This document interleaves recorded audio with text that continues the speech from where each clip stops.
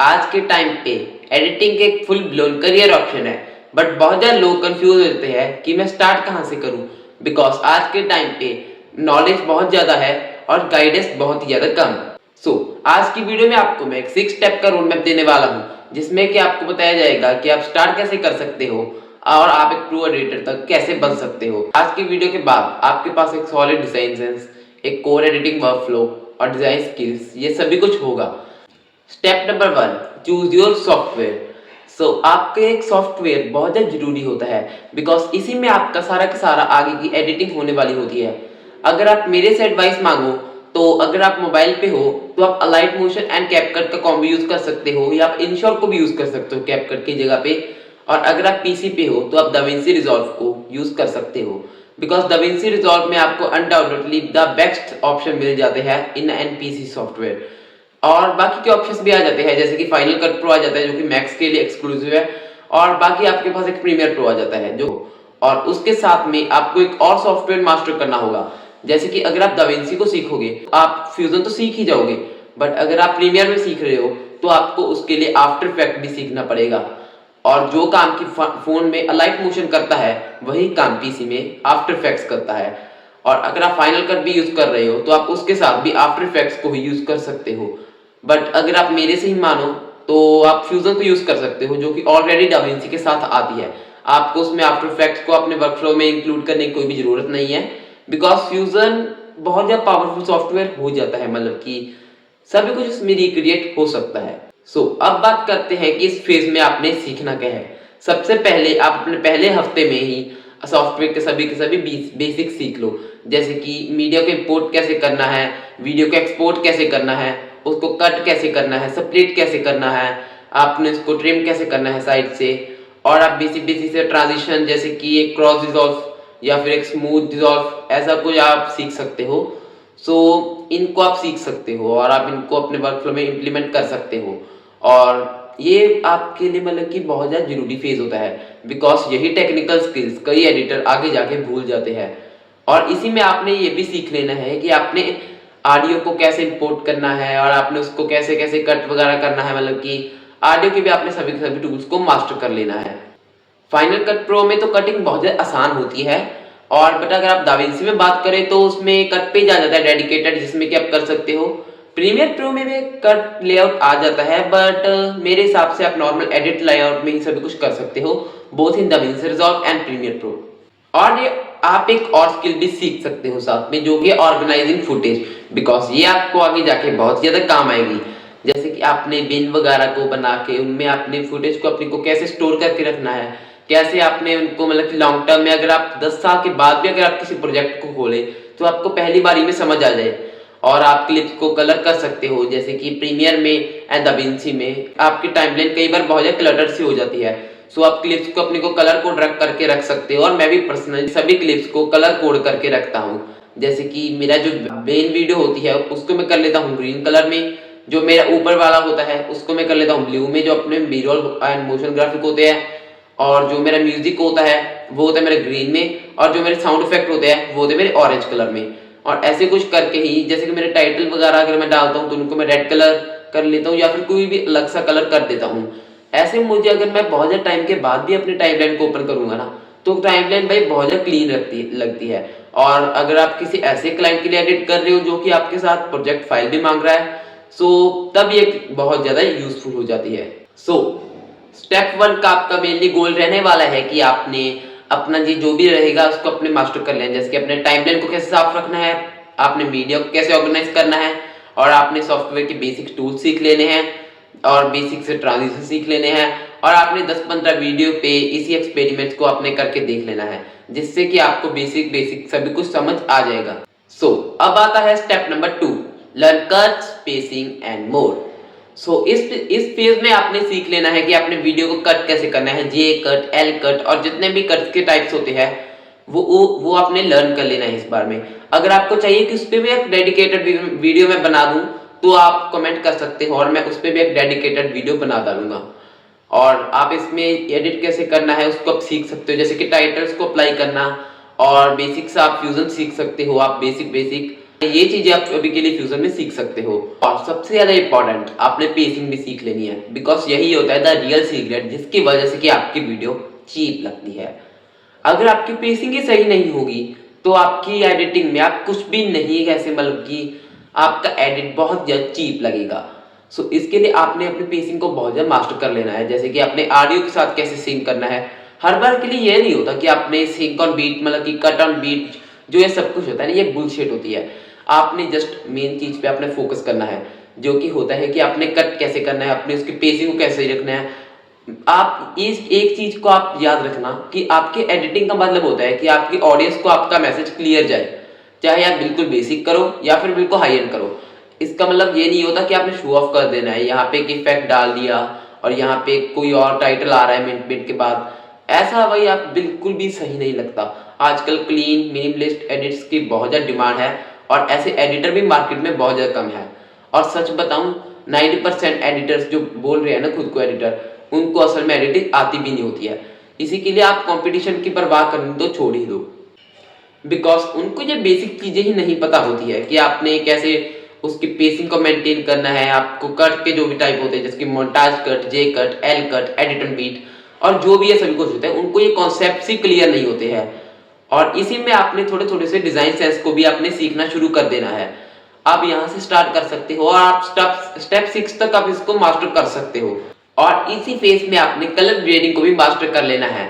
हाँ भाई, दाविंसी रिजॉल्व इसमें बेस्ट है यार, उसका कलर पेज से बेहतर, मतलब कि अगर आप सोच रहे हो कि आप लोमेट्री कलर में ही सभी कुछ कर लोगे तो भाई मत ट्राई करना यार, दाविंसी पे शिफ्ट आपको करना पड़ेगा ही। सो आप अभी के लिए सीख लो भाई। आप अभी से अगर सीखना स्टार्ट कर दोगे तो आपको कुछ भी डिफिकल्ट नहीं लगेगा। अगर आप इंटरनेट पे वीडियोस देखते रहोगे कि ये डिफिकल्ट है, ये डिफिकल्ट है, तो ये डिफिकल्ट लगेगा ही यार आपको। अगर आप ऐसे ही देखते रहोगे कि ये डिफिकल्ट है, इस स्टेप में मतलब कि आपने कलर ग्रेडिंग को भी मास्टर कर लेना है। आपने उसमें ह्यू क्या होती है, सैचुरेशन क्या होती है, एक्सपोजर क्या होता है, ब्राइटनेस क्या होती है, वाइब्रेंस क्या होती है, कलर की ग्रेन, और ये भी जो एडवांस वगैरह इफेक्ट होते हैं, ये भी आपने यहीं पे सीख लेने हैं। और यहीं से आपके एडिटिंग के फंडामेंटल्स भी क्लियर हो जाएंगे। और आप अगर प्रीमियर को यूज करना चूज कर रहे हो तो मेरे हिसाब से आप पहले मतलब कि जो कट वगैरह हो गए वो लगा लेना, एंड देन दाविंसी में इंपोर्ट करके उसको कलर ग्रेड कर लेना, एंड देन कलर ग्रेड करने के बाद आप वापस उसको ले जाना। सो ऐसे आपका वर्क फ्लो शॉर्ट हो जाएगा।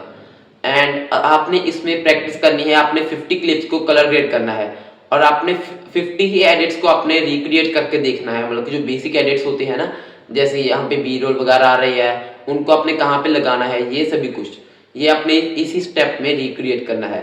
सो स्टेप 2 का आपका मेन गोल है, आपने बेसिक बेसिक से कट सीख लेने हैं, जैसे कि J cut, L cut, montage cut, ये आपने सीख लेना है।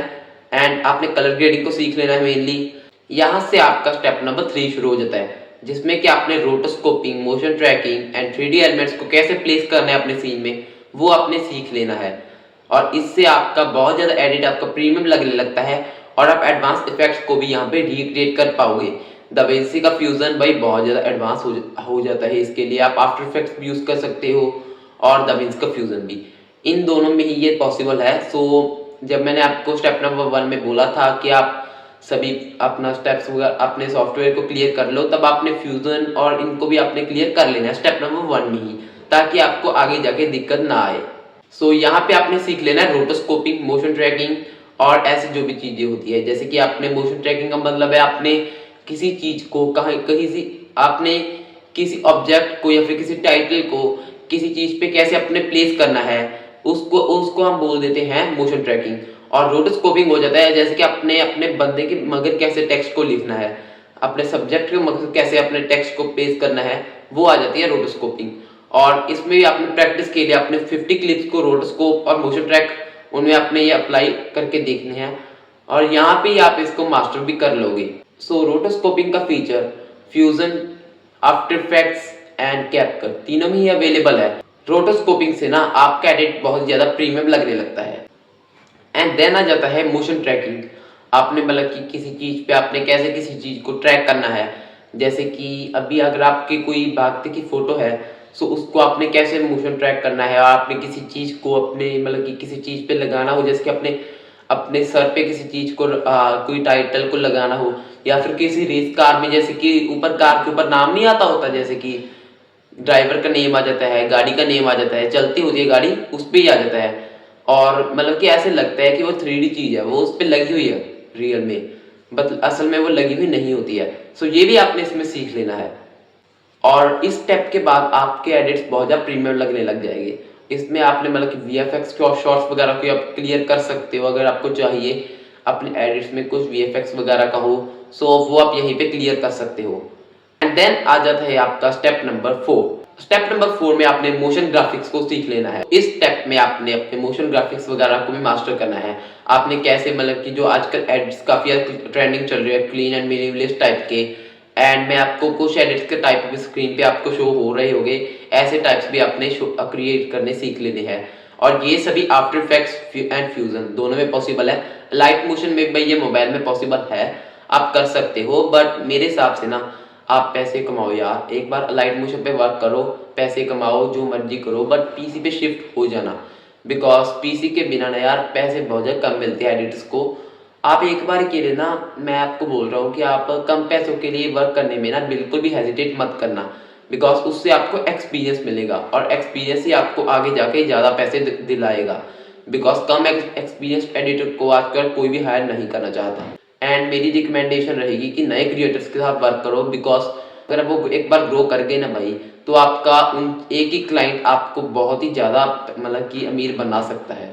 सो इस स्टेप का आपका मेन गोल रहने वाला है कि आपने सभी के सभी मोशन ग्राफिक्स एंड वीएफएक्स इन सभी को आपने मास्टर कर लेना है। बेसिकली आपने आफ्टर इफेक्ट्स एंड फ्यूजन का आपका जितना भी काम रहेगा आपने इसमें ही मास्टर कर लेना है। हाँ भाई, अलाइट मोशन का भी। एंड देन आ जाते हैं आपका स्टेप नंबर 6, जिसमें कि आपने साउंड डिजाइन को प्रॉपरली मास्टर कर लेना है। जो अडोबी यूजर्स हो गए, मतलब कि जो प्रीमियर को यूज कर रहे होगे, आफ्टर इफेक्ट्स को यूज कर रहे होगे, वो ऑडिशन को यूज कर सकते हैं। और अगर वो डाविंसी यूजर है कोई, तो वो आप अपना फेयर लाइट पेज को भी यूज कर सकता है।